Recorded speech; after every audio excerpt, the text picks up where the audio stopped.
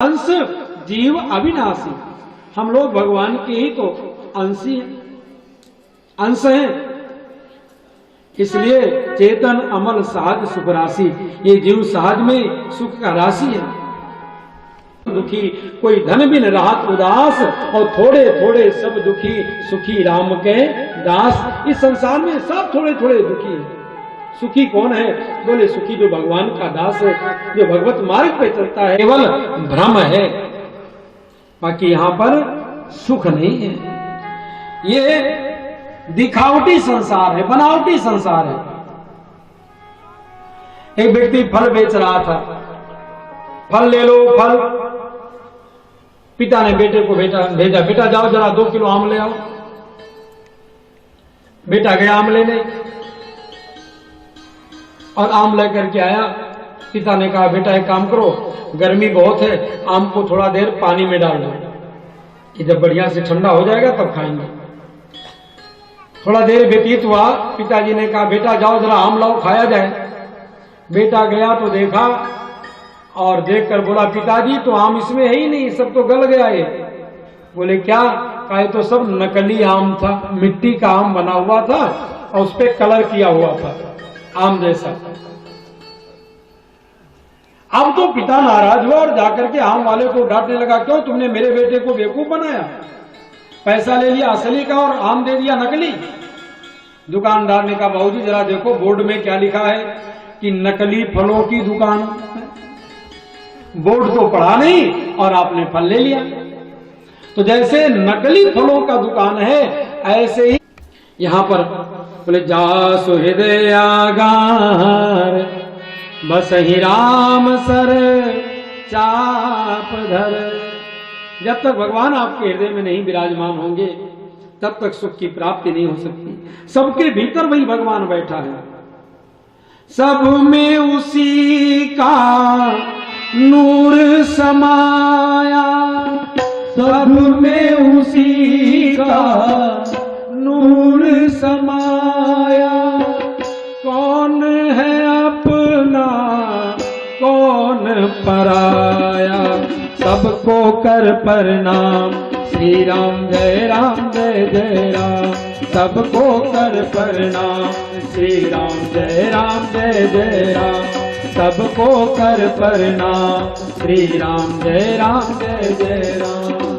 बोले सब में उसी का नूर समाया, कौन है अपना कौन पराया। सी राम मैं सब जग जानी, और करो प्रणाम जोरी जुग पानी। ये कहना बड़ा आसान लेकिन मानना बहुत कठिन है। हम लोग कहते हैं सी राम में सब जग जानी, पूरे संसार में हम सब में सीताराम जी का दर्शन करते हैं, लेकिन अभी कुत्ता आ जाए तो डंडा मार के भगाते हैं। अरे भाई कुत्ते में भी भगवान का दर्शन करो, गधे में भी भगवान का दर्शन करो, सब में भगवान का दर्शन करो, तब तो आपका यह भाव सार्थक होगा। हनुमंत लाल जी ने अपने मन की तार भगवान से जोड़ दिया।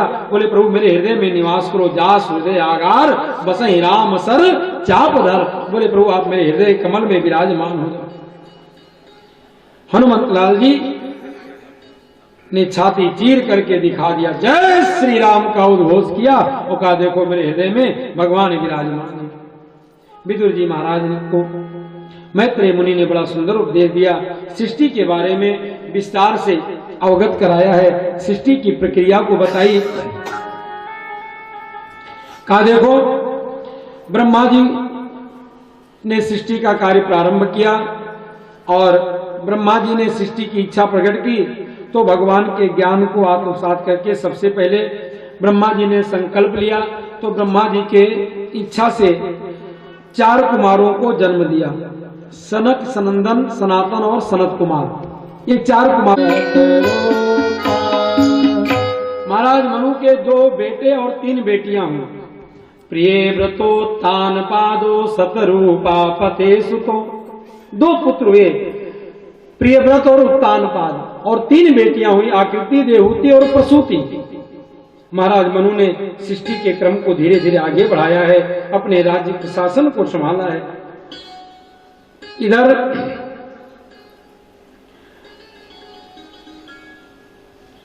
मैत्रेय मुनि विदुर जी को कथा सुनाते हुए कहते, महात्मन हिरण्याक्ष एक बार सनक सनंदन सनातन सनत कुमार भगवान के दर्शन के लिए गए, तो वहां पर भगवान के द्वारपालों ने महात्माओं को रोक दिया दर्शन करने के लिए। मैत्रेय मुनि कहते हैं, विदुर जी, कश्यप महात्मा की 13 पत्नियां थी, उनमें से दिति सबसे बड़ी थी। दिति माने भेद बुद्धि, अभेद बुद्धि। दिति माने अभेद बुद्धि, भेद बुद्धि, और अदिति माने अभेद बुद्धि। तो दिति सबसे बड़ी थी। और एक दिन दिति ने कश्यप ऋषि से कहा कि हमारी सभी बहनें पुत्रवती हैं महाराज, और मुझे कोई भी पुत्र नहीं, कृपा करो मुझे भी पुत्र मिल जाएं। कश्यप ऋषि ने कहा, देवी ये गोधूली बेला पुत्र काम सुख के लिए उचित नहीं है, इसलिए समय की प्रतीक्षा करो। दिति पीछे पड़ गई, नहीं महाराज, आप हमेशा बहाने मार देते हो, और मुझे भी पुत्र चाहिए, हमारी सभी बहनें पुत्रवती हैं। तो दिति के दुराग्रह के आगे कश्यप ऋषि झुक गए और बोले, देवी तुम्हें जो पुत्र होगा वो राक्षसी प्रवृत्ति का होगा। अब तो दिति घबरा गई, चरणों में गिर पड़ी, बोली, प्रभु क्षमा करें। कहा, देखो हम काल की मर्यादा को कहां तक मेट सकते हैं, और ये मान लो भगवान का विधान भी यही है। दिति के उदर में जब बालक आए तो उनका प्रकाश पुंज फैलने लगा। देवताओं ने पूछा, महाराज इसके इन बालकों का प्रकाश अभी से फैल रहा है, ये बालक कौन है, मैं जानना चाहता हूं। बोले, ये बालक भगवान के द्वारपाल हैं। जय और विजय ही जब सनकादिक महात्मा परमात्मा के दर्शन के लिए गए, तो महात्माओं को परमात्मा के दर्शन के लिए द्वारपालों ने रोक दिया। बोले, नहीं जा सकते दर्शन करने, जब ही होता चले आते हो दर्शन करने। अरे भगवान को भी थोड़ा सुकून से रहने दो। मैत्रेय मुनि कहते, विदुर जी, सनकादिक महात्मा समझाते रहे, काफी समय व्यतीत हो गया। जब द्वारपाल नहीं माने तो महात्माओं को क्रोध आ गया और कहा, जाओ तुम दोनों राक्षस हो जाओ। और क्रोध के परिणाम स्वरूप जब श्राप दे दिया, तब जय विजय गिड़गिड़ाने लगे, चरणों में गिर पड़े, क्षमा प्रार्थना करने लगे। बोले, महाराज मुझसे गलती हो गई, मेरे अपराध को क्षमा कर, मेरा उद्धार कैसे होगा। कहा, देखो अगर भगवान से शत्रुता करोगे तो 3 ही जन्म में तुम्हारा उद्धार हो जाएगा, और अगर भजन भाव करके उद्धार करना चाहोगे तो तुम्हें 6 बार जन्म लेना पड़ेगा। जय विजय बोले, नहीं 6 बार में नहीं आना चाहता हूं, मैं तो 3 ही बार में उद्धार होना चाहता हूं।